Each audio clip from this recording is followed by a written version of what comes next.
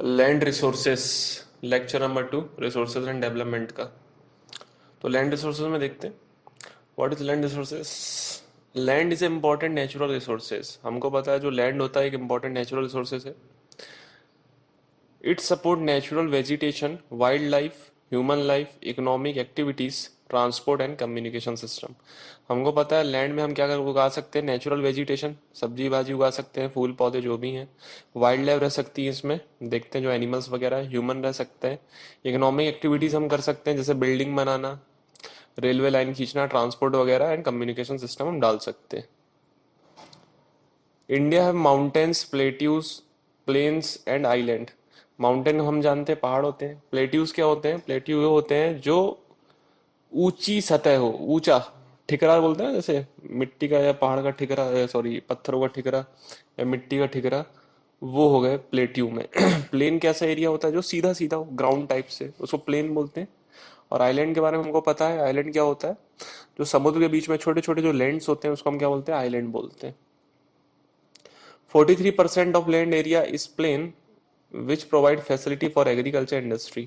43% जो land area वो plane होता है, और ये प्लेन एरिया में हम क्या कर सकते हैं, एग्रीकल्चर कर सकते हैं और इंडस्ट्री बना सकते हैं। 27% of area of country is plateau region. जो मैंने बोला प्लेट्यू रीजन 27% है।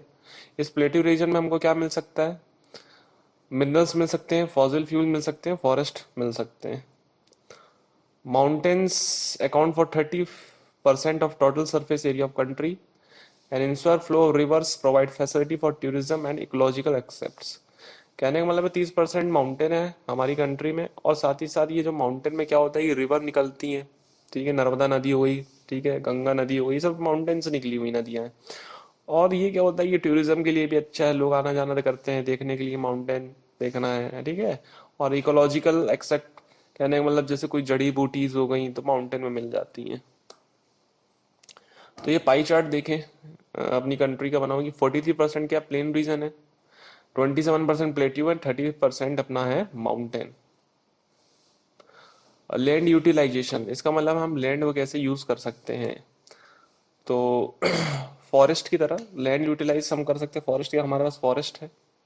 Second, land not available for cultivation, जिसमें हम कल्टीवेशन नहीं कर सकते। जिस कल्टीवेशन का मतलब आप समझ रहे हैं, जिसमें अपन खेती नहीं कर सकते हैं।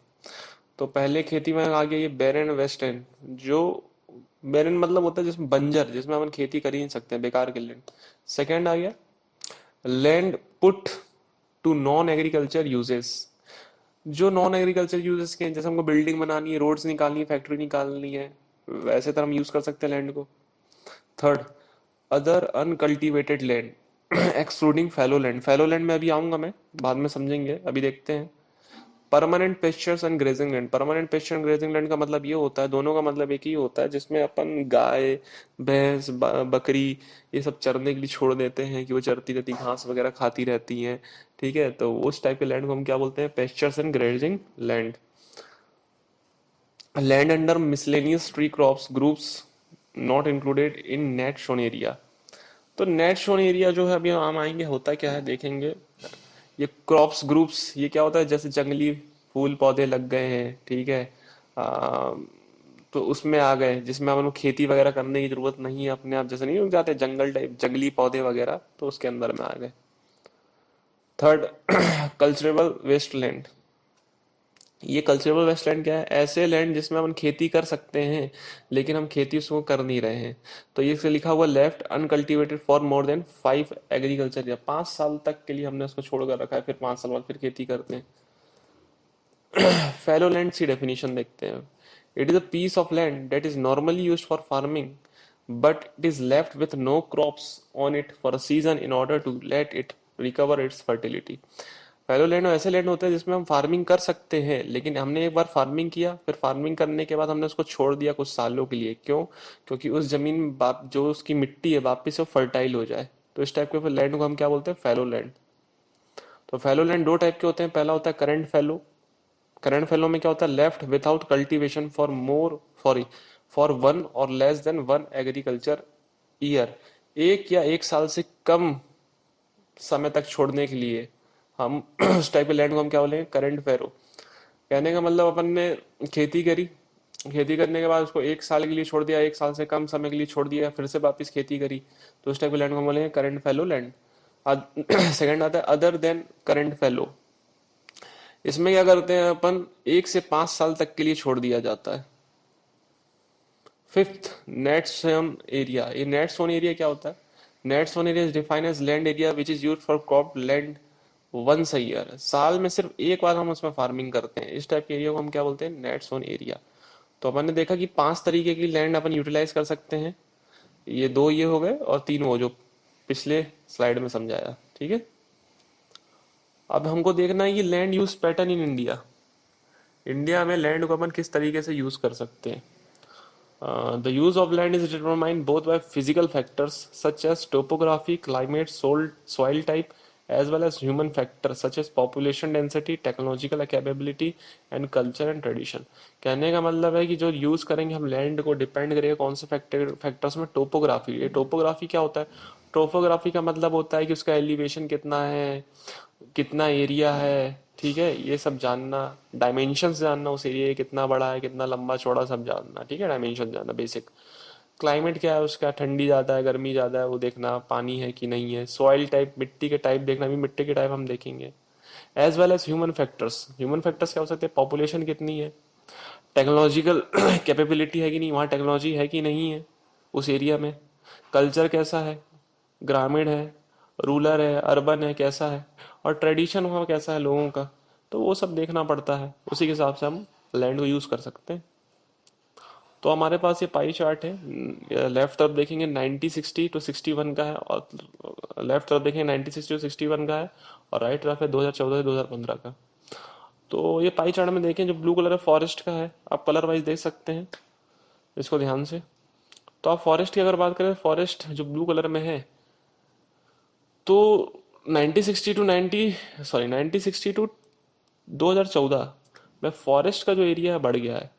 तो आप इसको कंपैरिजन कर दे सकते हो। बैरन लैंड जो है क्या हुआ है, बैरन लैंड कम हो गया है। बात करें परमानेंट पेस्चर ग्रेजिंग लैंड की भी बात करें तो कम हो गया है, ठीक है। Area under miscellaneous tree crops and groups की बात करें तो ये बढ़ गया है, सॉरी कम हो गया है। तो आप इसको कंपैरिजन कर लें पाई चार्ट देखकर, ठीक है। इसमें कई बार पूछे जाते हैं क्वेश्चंस कि ऐसा क्यों हुआ, ये फॉरेस्ट बढ़ा क्यों, तो आप ले सकते हैं फॉरेस्ट लिए बढ़ा क्यों, लोगों ने ध्यान देना चालू किया, ठीक है। कि हमारा लैंड खराब होते जा रहा था, उन्होंने फिर फॉरेस्ट बनाना चालू किया, जो वेस्ट लैंड पड़े हुए थे जिसके हम फॉरेस्ट एरिया बढ़ गया। तो आप लिख सकते हैं पाई चार्ट देखकर क्या क्या है ना। तो ये पाई चार्ट याद करने की जरूरत नहीं है, ठीक। ये देखें total geographical area of India. India का total geographical area 3.28 million square kilometre. तो मिलियन मतलब होता है लाख, सॉरी 10 लाख होता है। तो 3.28 मिलियन स्क्वायर किलोमीटर, ये आपको याद करने की बहुत जरूरत है। Land use data, however, is available only for 90% of total geographical area because land use reporting for most of the northeast and except Assam has not been done fully।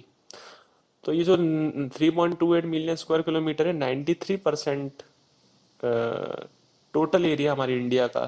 कुछ area हम निकाल नहीं पाए, रीजन जैसे हम आसाम का अगर हम देखेंगे सर्वे करेंगे वो पूरी तरीके से नहीं हुआ है, तो हमको पता ही चल रहा है कि आसाम में टोटल एरिया कितना है। और देखें यहाँ पर moreover some area of Jammu and Kashmir occupied by Pakistan and China have also not been survey. तो जम्मू कश्मीर का जो थोड़ा बहुत एरिया है पाकिस्तान चाइना ने कब्जा करके रखा हुआ है, उसको भी हम सर्वे नहीं कर पाए हैं। तो हमारे पास सिर्फ डेटा 93% का। Most of the other than current fallow lands are either of poor quality और cost of cultivation very high. मैंने अभी करंट फेलो लैंड के बारे में बताया था कि ऐसे लैंड जो हम एक बार खेती कर कर 1 साल या 1 साल के कम समय तक छोड़ देते हैं, तो ऐसे लैंड हैं हमारे पास, लेकिन उनकी क्वालिटी बहुत बुरी है और उसमें हम फार्मिंग करें तो बहुत ज़्यादा हाई कॉस्ट लगती है, ठीक है। तो hence these lands are cultivated once or twice in about 2 to 3 years, and if these are included in net sown area then percent of NSA in India comes to about 54% of total। अब ये बोल रहा है कि current fallow land में अगर हम जबरदस्ती फार्मिंग करें, कोशिश करें 1 से 2 बार, अगर हम कोशिश करें 3 साल में, हर 3 साल में 2 से 3 बार हम खेती करें उसमें, तो हमारा जो नेट सोन एरिया है वो बढ़ जाएगा। ऑब्वियस ही बात है, नेट सोन एरिया तो बढ़ ही जाएगा। तो कितना बढ़कर हो जाएगा 54%। ये डेटा आपको याद रखना है। अगर हम करंट फैलो लैंड में फार्मिंग करते हैं हर 2-3 साल के अंदर में 2 से 3 बार, तो जो जो नेट सोन एरिया होगा, एनएसए का मतलब क्या है, नेट सोन एरिया जो होगा हमारा 54% के आसपास हो जाएगा। The pattern of not net sown area varies greatly from one state to another. It is over 80% of total area in Punjab, Haryana, and less than 10% in Arunachal Pradesh, Mizoram, Manipur, and Andam and Nicobar Island. तो ये जो आपको data याद करना पड़ेगा, ठीक है। Forest area in the country is far lower than desired 33% of geographical area, and it was outlined in National Forest Policy. जो फॉरेस्ट एरिया है is far lower than desired 33% of percent area. It was outlined NFP. जो NFP है, national forest policy, बताइए 33% से कम है forestry हमारी country में। It was consider essential for maintenance of ecological balance. हमको पता ही जो फॉरेस्ट एरिया है कि बहुत जरूरी है इकोलॉजिकल बैलेंस के लिए। The livelihood of millions of people who live on the fringes of the forest depend upon it. कहने का मतलब ये है कि जो लोग रह रहे हैं फॉरेस्ट के आसपास जंगली क्षेत्र में, तो उनकी पूरा जीवन फॉरेस्ट के ऊपर डिपेंडेड है। A part of land is termed as waste land and land put to other non-agriculture uses. तो जो वेस्ट लैंड है कौन कौन से हो सकते हैं, रॉकी पहाड़ी क्षेत्र, एरिड का मतलब सूखा, desert area, and land put to the non agriculture uses include settlements, roads, railway, industry. जो वेस्ट लैंड हम कहाँ कहाँ यूज कर सकते हैं, रोड, रेलवे, इंडस्ट्री में यूज कर सकते हैं आप देखें तो, ठीक है। Land degradation and conservation measures. Land degradation में हम देखेंगे कि लैंड कैसे डिग्रेड होता है, खराब कैसे होता है लैंड, और उसको हम कैसे बचाया जा सकते हैं। तो लैंड डिग्रेडेशन की डेफिनेशन देखें। It is defined as loss of biological और इकोनॉमिक प्रोडक्टिविटी। कहने का मतलब नुकसान होना, बायोलॉजिकल, बायोलॉजिकल जान रहे हैं आप, प्लांट्स का नुकसान हो जाना, एनिमल्स का नुकसान हो जाना, और इकोनॉमिक प्रोडक्टिविटी। और इकोनॉमिक प्रोडक्टिविटी जैसे जैसे मानकर चलें कि खेती नहीं हो पा रही है, बंजर हो गई जमीन, तो नुकसान हो गया। खेती होती तो हम उसको बेचकर पैसा लाते, तो इकोनॉमिक प्रोडक्टिविटी भी खत्म हो जा रही है, बायोलॉजिकल प्रोडक्टिविटी भी खत्म हो जा रही है। And complexity of rain fade crop plant. Rain fade का मतलब होता है ऐसे खेत जहां पर बरसात, जो हम पानी यूज करते हैं बरसात का यूज करते हैं, ऐसे खेत जिसमें खेती बरसात के पानी पर डिपेंडेंट होते हैं, उसके ऊपर हम बोलते हैं रेन फेड। तो रेन फेड क्रॉपलैंड का भी नुकसान होगा, साथ में इरिगेटेड क्रॉपलैंड का भी। इरिगेटेड क्रॉपलैंड का मतलब हम पानी बारिश का यूज नहीं कर रहे हैं, हम कहीं से ला रहे हैं, नदी वदी से, ठीक है। पेस्चर लैंड भी बता चुका हूँ, जहाँ पर ग्रेजिंग वगैरह करते हैं, गाय भैंस खाती हैं जाकर, वो भी खत्म हो जाएगा। फॉरेस्ट भी खत्म हो जाएगा, resulting from natural resources and land uses और अदर ह्यूमन एक्टिविटीज। तो लैंड यूजेस और अदर ह्यूमन एक्टिविटीज जहां पर होती है वो भी हमारे पास कम बचेंगी, क्योंकि लैंड डिग्रेडेशन और लैंड जब खराब हो जाएगा तो हमारे पास ये चीजें रहेंगी कि नहीं। 95% of our basic need for food, shelter, clothing obtain from land. वो तो 95% हमको पता है, जो खाना, कपड़े वगैरह लैंड के ऊपर डिपेंड होते हैं। कॉज क्या हो सकता है लैंड डिग्रेडेशन का, देखें। ह्यूमन एक्टिविटीज सच ए डिफॉरेस्टेशन। डिफॉरेस्टेशन का मतलब होता है पेड़ काटना। ओवर ग्रेजिंग हो गई, ओवर ग्रेजिंग मतलब ज्यादा गाय है, भैंस है, वो ज्यादा घास खाती गई, खाती गई, खा खा कर सब खत्म कर दी। तो खत्म कर देंगी तो लैंड डिग्रेडेशन हो जाएगा। माइनिंग आप जानते हैं, खदान वगैरह जो होती, खोदने की, रेत की खदान, फलाना खदान, तो उससे क्या होता है। और क्वरिंग का मतलब भी खदान होता है, तो खदान से भी अपने लैंड डिग्रेडेशन हो जाते हैं, ठीक है। Mining sites are abandoned after excavation work is complete, leaving deep scarce and traces of overburdening। क्या होता है कि जब माइनिंग करते हैं किसी भी लैंड की, जैसे हमने मान कर चलो कोयला, जो कोयला निकालना, उसकी माइनिंग हमने कर ली, कोयला निकाल लिया, तो जब कोयला हमने निकाला तो वो लैंड कैसा हो गया, उसमें गड्ढे हो गए बहुत सारे बड़े बड़े। अब वो गड्ढे होने के कारण क्या हो जाएगा, भूकंप आने के चांसेस ज्यादा रहेंगे। उसमें क्या होगा कि पेड़ पौधे अच्छे से उग नहीं पाएंगे, तो सॉइल इरोजन भी हो जाएगा, पूरा लैंड खराब हो जाएगा, ठीक है। तो ये सब कॉजेज हैं, आपको याद रखने। In states like Jharkhand, Chhattisgarh, Madhya Pradesh and Orissa, deforestation due to mining cause severe land degradation. तो झारखंड, छत्तीसगढ़, मध्य प्रदेश, उड़ीसा में डिफॉरेस्टेशन के कारण, पेड़ काटने के कारण ज़्यादा लैंड डिग्रेडेशन पाया गया है। गुजरात, राजस्थान, मध्य प्रदेश एंड महाराष्ट्र में ओवर ग्रेजिंग के कारण लैंड डिग्रेडेशन बहुत हुआ है। ओवर ग्रेजिंग आप बता चुका हूं मैं। Punjab, Haryana, western UP, over irrigation के कारण लैंड डिग्रेडेशन हुआ। ओवर इरिगेशन मतलब ज्यादा सिंचाई, ज्यादा पानी होने के चक्कर में ओवर इरिगेट हो गए। यहाँ पर पानी बहुत है, पानी बहुत होने के कारण ओवर इरिगेट हो गए, तो ओवर इरिगेट होने का वाटर लॉगिंग हो जाती है मिट्टी के अंदर में, वाटर भर जाता है, और वाटर भरने के कारण क्या हो जाता है, मिट्टी की जो सैलिनिटी होती है, सैलिनिटी मतलब होता है कि नमक पाना, तो मिट्टी में जो सॉल्ट की क्वांटिटी होती है वो ज़्यादा हो जाती है। एल्कलिनिटी भी बढ़ जाती है। एल्कलिनिटी का मतलब बेसिक नेचर हो जाता है, बेस ज़्यादा हो जाता है, बेसिक टाइप की हो जाती है सॉइल, बेस टाइप की। ठीक है। The mineral processing line grinding of lime stone for cement industry and calcite and soap stone for ceramic industry generate huge quantity of dust in atmosphere. हमको पता है जो सीमेंट बनता है लाइम स्टोन को ग्राइंड करके बनता है तो डस्ट निकलती है। सोप स्टोन भी क्या है, एक मैटर है, मटेरियल है।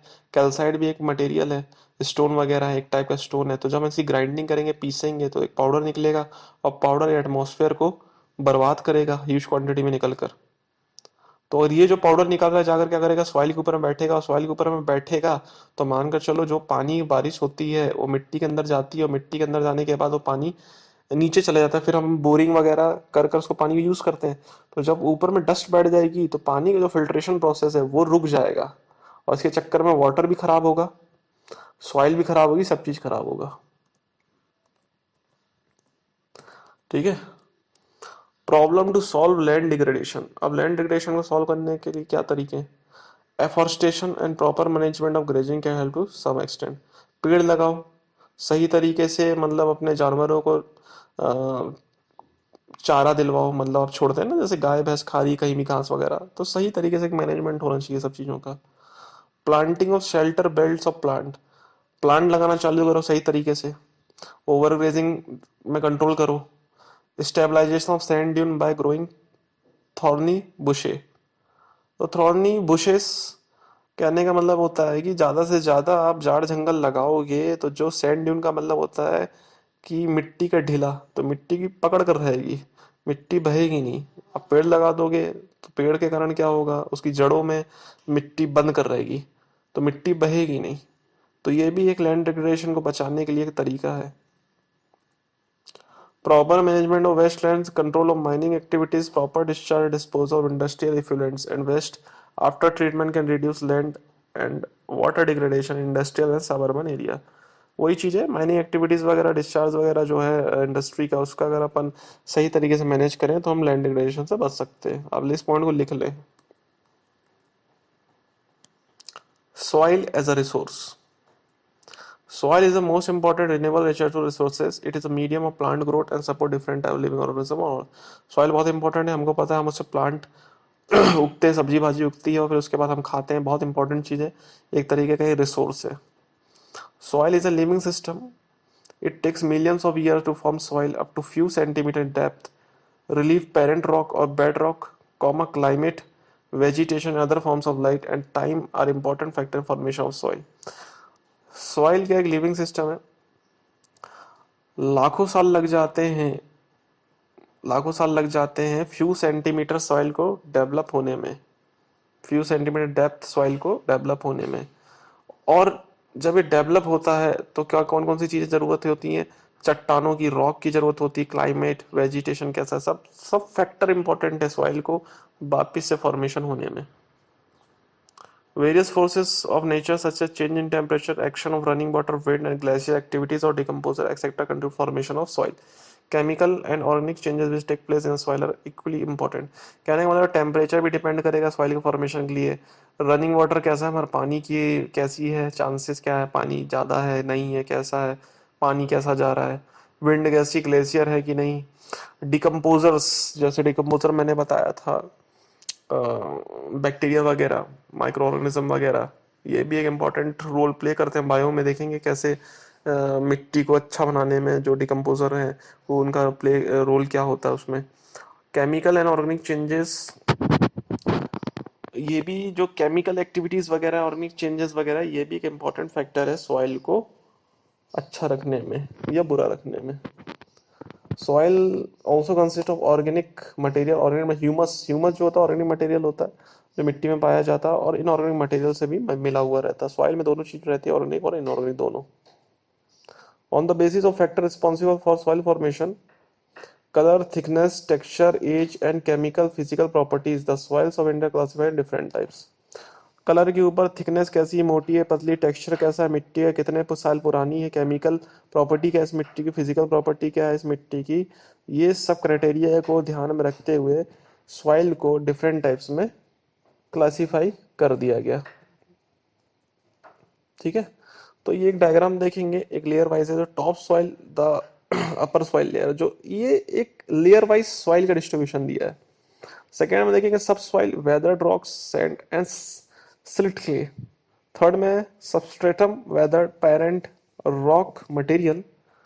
लास्ट में अनवेदर्ड पेरेंट बेड रॉक। तो ये आपको चारों लेयर के नाम याद रखने पड़ेंगे लेयर वाइज, अपर लेयर से लोअर लेयर तक आपको याद रखने पड़ेंगे। अभी हम नेक्स्ट लेक्चर में देखेंगे सॉइल के बारे में, ठीक है, लेक्चर नंबर 3 में, क्योंकि ये लेक्चर हो जाएगा ज़्यादा लंबा।